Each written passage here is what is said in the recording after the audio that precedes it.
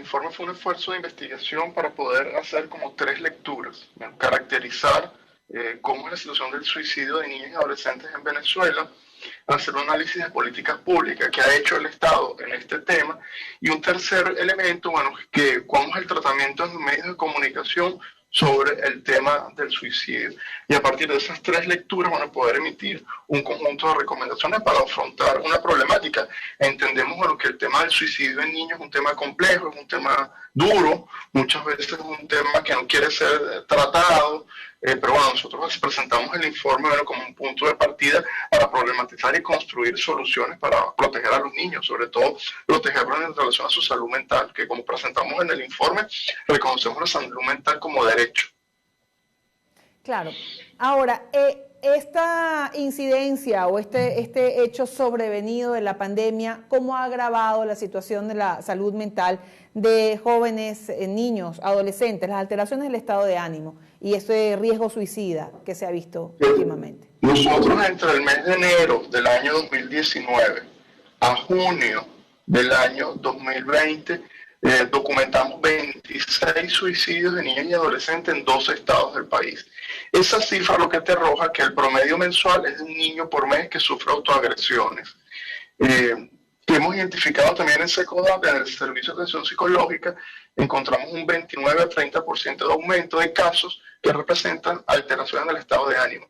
Eso que implica niños con cuadros depresivos, niños con ideación suicida, niños que han sufrido los embates de una pandemia, que ha impedido que vayan a la escuela, han aumentado las tensiones familiares, no hay programas ni servicios donde acudir públicos que permitan una adecuada contención frente a estos temas. Bueno, la situación de violencia, ha ido en escalada en el contexto de pandemia.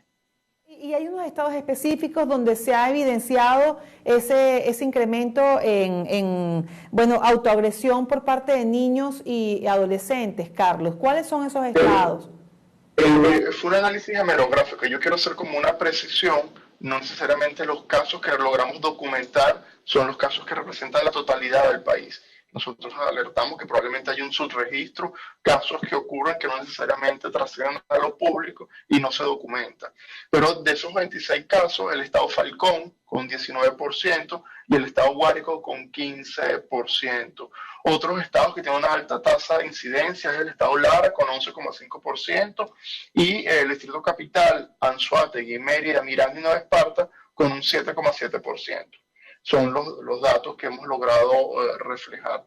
Y cuando hablamos en qué espacio ocurre esta autoagresión, principalmente es en el hogar, donde ocurre este tipo de incidentes, con un 61% de frecuencia. ¿Cómo ocurren? Es rudo. Fíjate, tú estás diciendo, los medios de comunicación muchas veces no informan, hay un subregistro, pero es que es duro hablar de este tema. Y esta pregunta me cuesta muchísimo hacerla, pero ¿cómo se da esa autoagresión en menores? ¿Cómo ocurre?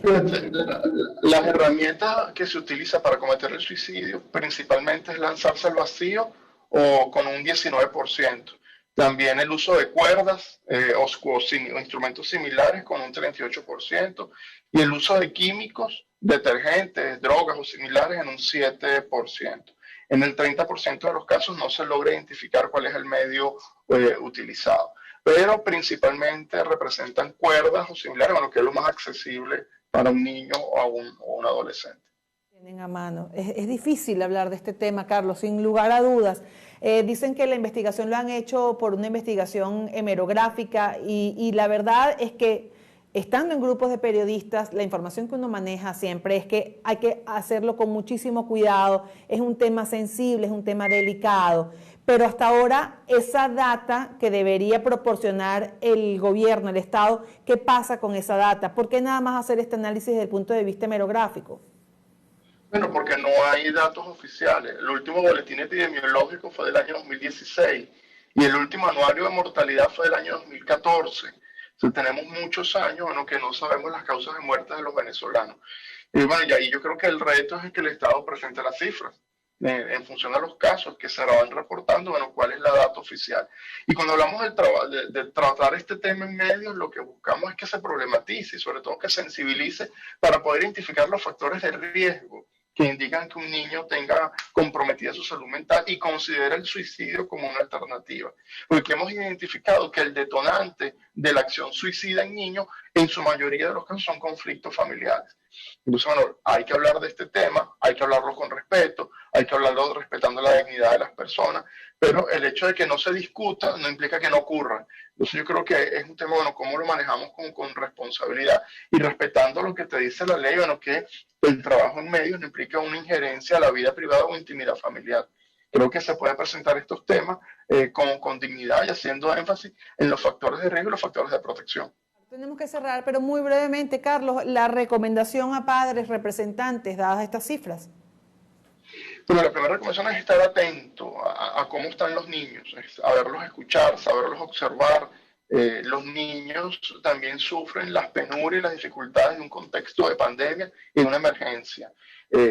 Si el niño presenta terrores nocturnos, inapetencia, estados de ira, estados de tristeza sin causas aparentes, hay que pedir ayuda, hay que estar atento a la salud mental. Como cuidamos mucho la educación y la alimentación de los niños, también hay que cuidar la salud mental y entender que promover la salud mental no implica acudir a un especialista cuando tenemos un problema. Pero podemos acudir a un especialista para prevenir los problemas. Y el llamado al Estado, bueno, es a desarrollar planes y servicios con calidad y que la salud mental sea una prioridad de Estado.